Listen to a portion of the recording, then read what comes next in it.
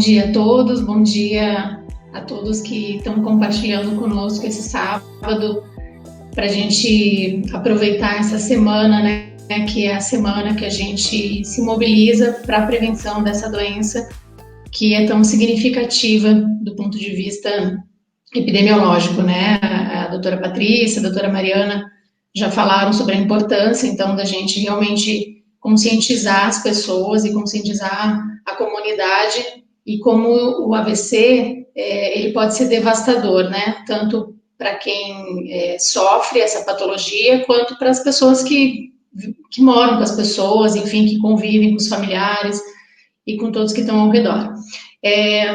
Uma das questões mais significativas, e eu acho esse tema particularmente muito bacana da gente conversar, é em relação a o que acontece quando o paciente fica estável, né? Ele tem o AVC, ele vai para o hospital, a gente entende um pouco mais a doença dele, ele recebe o tratamento que ele tem que receber, ele começa a estabilizar do ponto de vista clínico, e aí a família começa a se dar conta, e o paciente começa a se dar conta, que ele nem sempre vai voltar a ser como ele era, que ele não consegue mais fazer as coisas que ele fazia, enfim, né, que ele realmente vai precisar aí se adaptar e se reabilitar, e a gente vai ter que ajudar nessa fase. E é uma fase extremamente delicada, é uma fase de muita angústia para o paciente, para a família,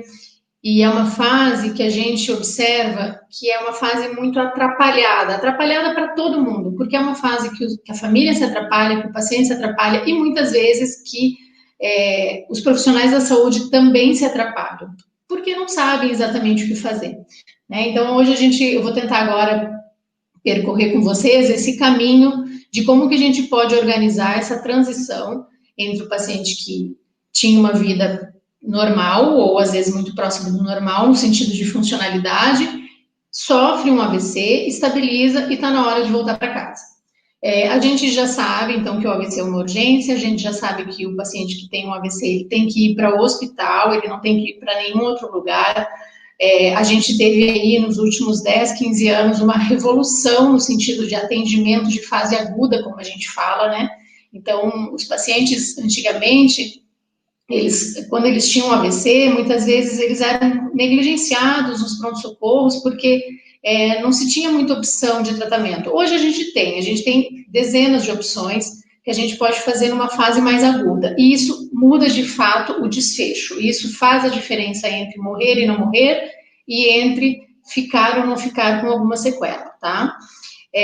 Mas o AVC não é uma doença que a gente tem que pensar como se fosse só a fase aguda, né? O AVC, a gente chama de um contínuo de cuidado. O que é isso?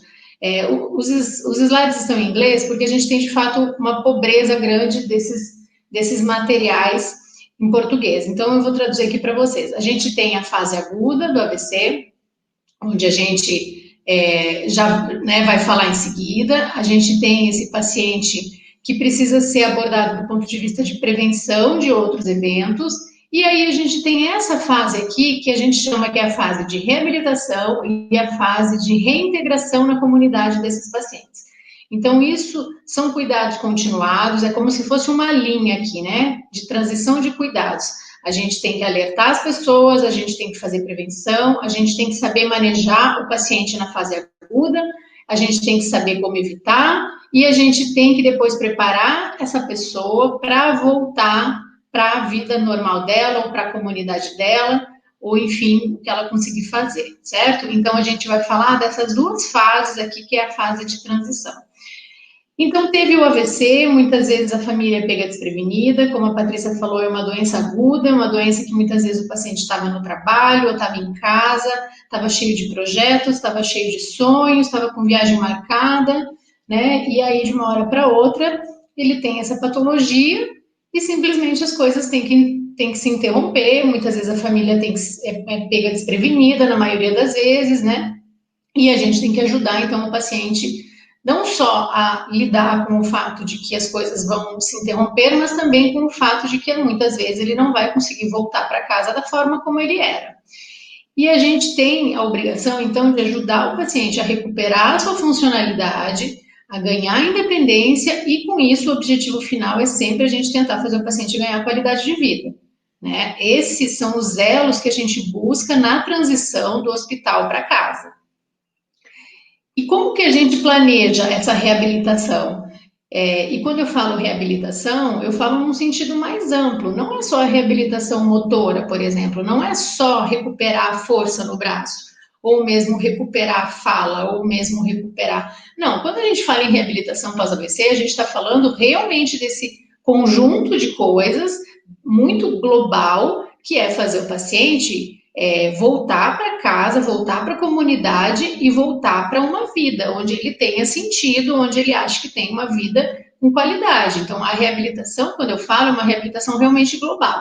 A gente tem alguns desafios quando a gente fala disso. Primeiro, porque tem vários trabalhos mostrando que os familiares e os próprios pacientes falam que existe como se fosse um degrau nessa linha de cuidado, né? Então, muitas vezes, no pronto-socorro ou mesmo no hospital, tem aquela correria, os médicos se mobilizam, todo mundo corre, todo mundo já sabe que é uma urgência, e aí depois, quando o paciente estabiliza, simplesmente a equipe chega e diz, olha, agora vocês estão de alta, vocês podem ir para casa. E aí, alguns familiares já falaram isso para nós, parece que abre um abismo, né? Abre o chão embaixo dos pés da família, porque a família diz, não, como assim agora eu posso ir para casa?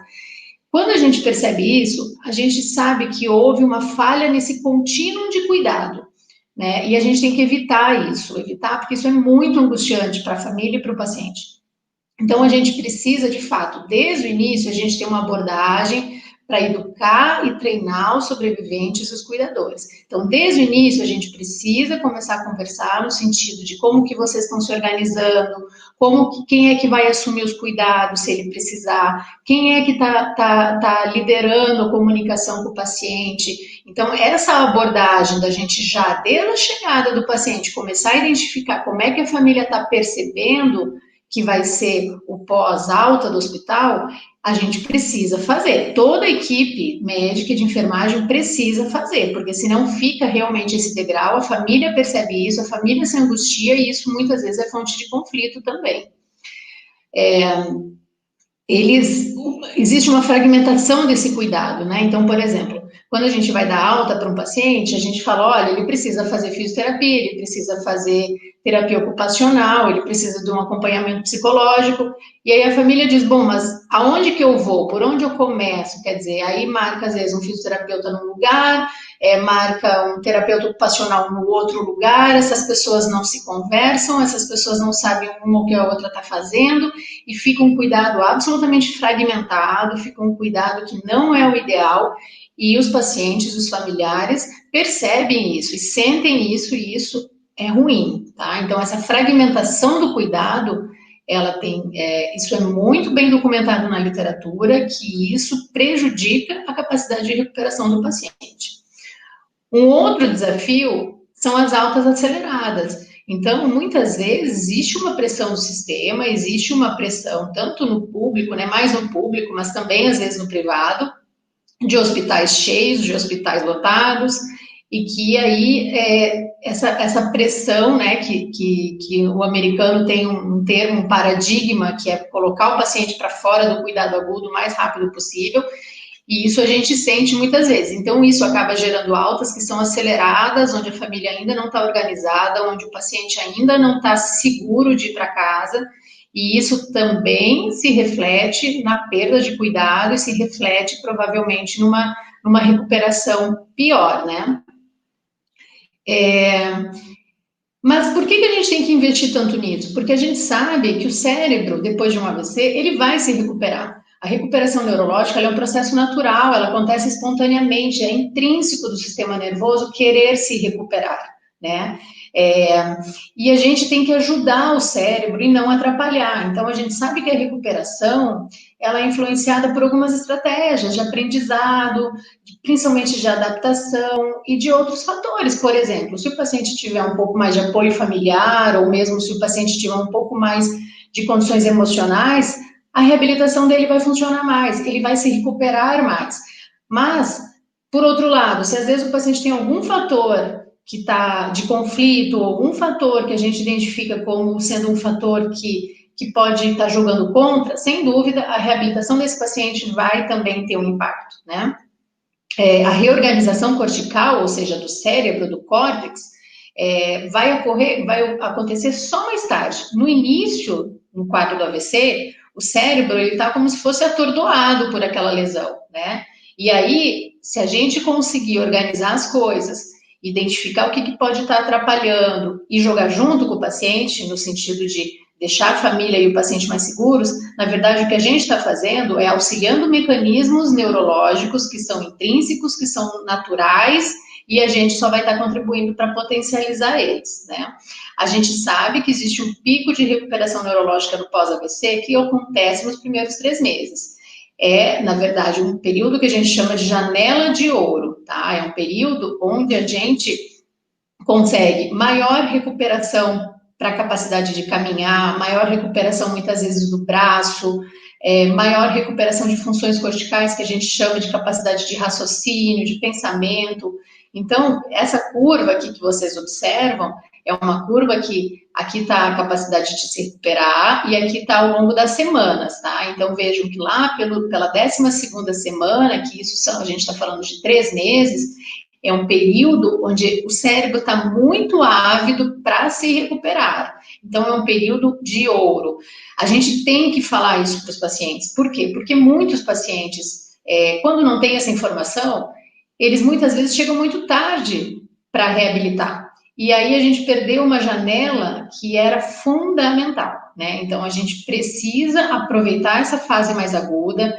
Logo depois que o paciente estabiliza, muitas vezes, assim, 24 horas depois do AVC, às vezes 48 horas depois do AVC, a gente já pode começar a planejar a reabilitação conforme forem as necessidades e já pode começar alguns estímulos, práticas repetitivas de tarefas e estímulos que a gente sabe que podem já começar a acionar esses mecanismos de readaptação do cérebro. E aí a gente está falando, não está falando de um profissional isolado, a gente está falando de um conjunto de profissionais, né, que eu acrescentaria outros profissionais aqui, eu acrescentaria profissionais da enfermagem, por exemplo, eu acrescentaria outros domínios aqui, então entra um médico, o fisiatra, né, que é o especialista em reabilitação, e muitas vezes um neurologista que está vendo esse paciente ainda no hospital, entra o terapeuta ocupacional, os fonoaudiólogos, as fisioterapeutas, entra o próprio paciente e a sua família, entra muitas vezes um cuidado com um psicólogo, porque tem um componente emocional, que a gente sabe que é muito importante. Entra aqui o cuidado nutricional, muitas vezes o paciente fica com déficit leve, eu acho que entraria também um educador físico. Então, assim, todos esses profissionais, eles têm que ser habilitados para identificar as necessidades do paciente nessa transição hospital-casa, muitas vezes ou ainda dentro do hospital, ou logo que o paciente chega em casa, e aí trabalhar junto para que todo mundo esteja jogando junto com o paciente e potencializando recursos que são biológicos, que são cerebrais. Aqui eu vou traduzir, então, na literatura, o que a gente tem de resumo, que a gente tem os melhores resultados do ponto de vista de recuperação pós-AVC. Quando a gente tem um grupo que é multidisciplinar, então com todas aquelas especialidades que eu falei, que é coordenado, né? Então um grupo que está trabalhando junto. Quando a gente tem metas esquematizadas, né? Então quando a gente checa se o paciente está conseguindo fazer as coisas, quando a gente tem os cuidadores envolvidos na rotina do paciente, então é aquele cuidador de fato que tá querendo que o paciente se insira novamente na vida dele. Quando a gente tem cuidados com profissionais que são especialistas em neurologia ou em neurovascular, quando a gente tem avaliações padronizadas, né? Quando a gente não fica nessa postura de eu acho que o paciente está melhorando. Não, quando a gente consegue medir isso por questionários, por testes que já são bem documentados em literatura, quando a gente consegue mensurar isso, para não ficar uma coisa subjetiva, eu acho que melhorou. Não, mas a gente precisa medir esse acho que melhorou. Então, quando a gente usa instrumentos de aferição da melhora, isso realmente faz com que o resultado seja melhor, né? Quando a gente usa as melhores práticas, quando a gente mobiliza o paciente precocemente, então, assim, hoje a gente sabe que depois de 24 horas o paciente já pode começar a ser mobilizado e a reabilitação já pode começar. Quando a gente se antecipa a complicações, então muitas vezes os pacientes eles vão ter risco de complicações principalmente infecciosas, infecção de urina, infecção respiratória, infecção no lugar onde tem o acesso na pele. Então, quando a gente evita essas complicações, tira a sonda de paciente que não precisa sonda para urinar, tira o paciente do leito para não deixar o paciente broncoaspirar, tira os acessos que não estão sendo utilizados. Então, quando a gente já começa a se antecipar as complicações, o paciente tende a ir muito melhor. Quando a gente aplica as melhores evidências, ou seja, quando a gente está sempre estudando para saber, porque as coisas mudam, né? Antigamente se achava que a melhor opção era deixar o paciente deitado, quietinho, alguns 2, 3 dias, porque isso ia deixar o cérebro e o corpo em repouso. Hoje a gente sabe que não se faz isso, né? Que o paciente, depois de 24 horas, está estável do ponto de vista neurológico. Esse paciente, ele pode sim já começar a sair do leito, ele deve sair do leito, ele deve tentar ir no banheiro sozinho, ele deve escovar os dentes, ele deve dar uma caminhada. Então, assim, as evidências, elas mudam e a gente precisa sempre saber melhor. E quando a gente também está sempre atento, e aí não é só o médico isso, todo mundo tem que saber se o paciente está fazendo prevenção secundária. O paciente que tem um AVC, ele tem um risco maior de ter outro. Então, todos os profissionais precisam estar cientes se o paciente está tomando está tomando os fármacos, os remédios que foram prescritos, se o paciente está controlando a pressão, o diabetes, enfim, se o paciente está realmente fazendo as medidas de prevenção secundária. Então, para voltar para casa, o que a gente precisa? Padronizar e melhorar a nossa capacidade de educar os pacientes e as famílias e o time de médicos e enfermagem e profissionais de reabilitação, os terapeutas, né? Com treinamento, com informação fornecida a esses sobreviventes e os cuidadores. A gente precisa facilitar essas transições entre o ambiente de hospital e o ambiente de casa e comunidade. A gente precisa ser facilitador disso, a gente precisa se colocar no lugar um pouco do paciente, da família, e tentar dimensionar quais são as necessidades desse paciente e dessa família, e juntos com eles, tentar auxiliá-los. A gente precisa ter conhecimento de serviços que podem auxiliar, e que às vezes o paciente não sabe. Então, por exemplo, tem uma questão que os pacientes nem sempre sabem, mas existem vários benefícios sociais de INSS ou mesmo de benefícios que são regularizados, que o paciente que teve um AVC, às vezes ele pode acionar, até do ponto de vista de suporte financeiro, e muitas vezes o paciente não sabe, muitas vezes a família também não sabe, demora às vezes 6 meses, 1 ano para descobrir que poderia estar recebendo um benefício ou que poderia estar recebendo algumas coisas e não sabe, ou mesmo suporte de reabilitação, que muitas vezes não sabe. Então, a gente também tem essa tarefa de tentar juntar as peças e falar para o paciente, olha, o melhor caminho é esse, vamos organizar aqui, vamos ver se dá para fazer isso. Tá? Então, a gente também tem essa função de gestor do cuidado. E aí, a volta para casa, a gente sempre divide, né, mentalmente em 3 níveis. Tem o nível individual, que é realmente planejar a alta, né? Que é realmente treinar os sobreviventes, os cuidadores, em relação a autogerenciar essa transição. Então, a gente tem que treinar a família e o paciente a começar a eles mesmos organizar como é que vai ser o cuidado. Tem um nível que é do sistema de saúde, então a gente aciona todos os terapeutas, a gente muitas vezes treina um terapeuta que não está muito familiarizado com aquele cuidado, a gente tem que fazer isso também, de chamar junto para visita, de passar junto, de ver junto com o paciente, mas de alguma forma alguém tem que centralizar também todas as informações. E tem um nível social, onde a gente tem que levar em consideração quais são os recursos financeiros, né, e realocação de recursos existentes. Então, esse paciente tem condições de fazer uma reabilitação mais intensiva, ou esse paciente vai fazer uma reabilitação mais leve. Esses recursos são importantes, esse é um item que é importante, porque a gente tem coisas que são públicas, disponíveis, serviços disponíveis, que muitas vezes a gente pode acionar, a gente tem coisas que às vezes são recursos mais privados que a gente pode acionar, a questão financeira é muito significativa para essas famílias, e a gente também precisa, às vezes, dizer para o paciente, olha, a prioridade é essa, né, porque a gente teve dezenas de situações, por exemplo, de pacientes que não sabiam e na hora de ir para casa, a família foi lá e comprou um monte de coisa, comprou cama hospitalar, comprou um monte de material que ela via no hospital e que ela achava que isso era uma necessidade do paciente.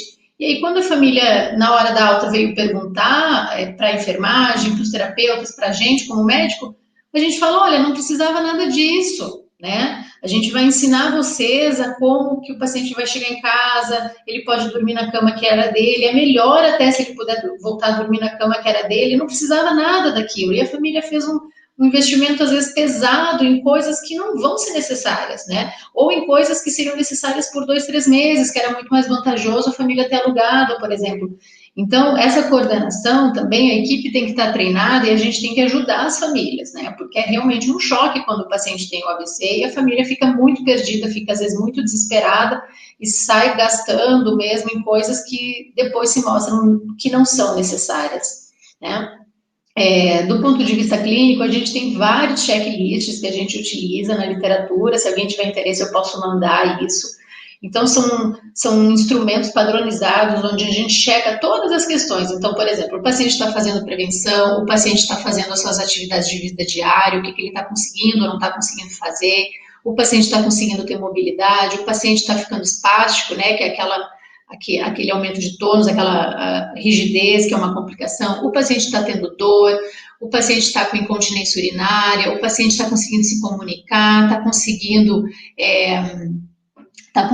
ter o humor, está deprimido, não está, o paciente está com a parte cognitiva, ou seja, com o pensamento, com a memória bom, e como que está essa vida pós, né, e como que está o relacionamento com a família, a questão, a parte social. Então, esses checklists, eles são interessantes, porque muitas vezes eles são até auto-aplicáveis, a família pode ir preenchendo isso, e isso vai dando uma base já para a gente das futuras necessidades desse paciente.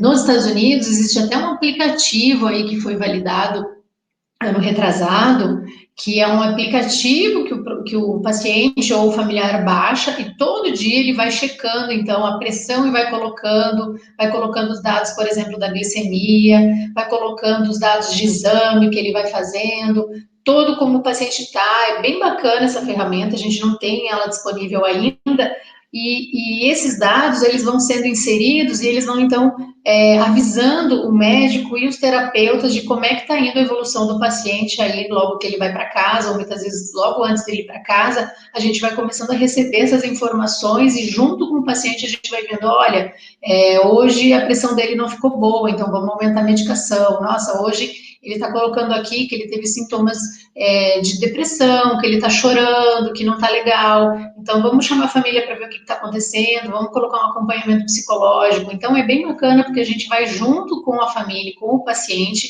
caminhando e vendo o que é necessário para a gente tentar fazer essa transição da forma que fique mais leve, né? Tem vários documentos também que orientam as famílias em relação aos cuidados de como manusear, de como mexer no paciente, de como levantar, de como dormir, de como...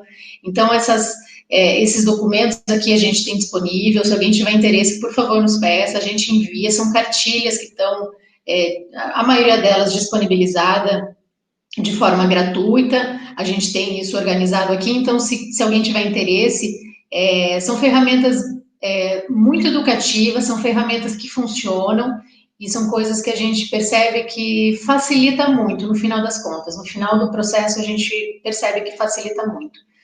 Então, só finalizando esse tema de transição, a gente tem que lembrar que por mais que o acidente vascular cerebral ele seja uma doença aguda, né, por definição, ele é uma doença aguda que começa de uma hora para outra, ele acaba que se torna um processo para a vida toda, né? Na imensa maioria dos casos, ele vira um processo para a vida toda. A nossa função como médico e como equipe de enfermagem, e muitas vezes como família, Eu acredito que a nossa função é realmente auxiliar o paciente e a família a passar por esse momento, né? Como se esse paciente realmente tivesse que atravessar um rio e só ele tem que atravessar o rio, né? E a gente tenha que ajudá-lo, né, nesse trajeto. A nossa função é ficar ao lado, é ver o que, que dá para facilitar, o que, que dá para deixar menos duro, menos difícil. E eu acho que a nossa função é essa. No final das contas, a gente percebe que é um processo mesmo. É um processo que o paciente tem que passar, que a família tem que passar, e a nossa missão é ajudar nesse processo, né? E se a gente conseguir fazer isso de forma organizada, se a gente conseguir fazer isso de forma mais técnica, de forma onde a gente não se atrapalhe, onde a gente não tenha esses degraus de comunicação ou mesmo esses estresses, né, para a família e para o paciente, de coisas que são equivocadas, eu acho que isso facilita muito, isso torna a travessia mais leve e no final das contas, depois, quando a gente acompanha os pacientes 2, 3, 5 anos após o AVC, a gente percebe muita gratidão e percebe que a gente fez diferença no sentido de ajudar a passar por essa fase, né? Ajudar esse processo, tá bom? Muito obrigada pela escuta de todos vocês. E agora eu vou seguir, então, vou passar para a Giovana para ela dar continuidade para o nosso seminário.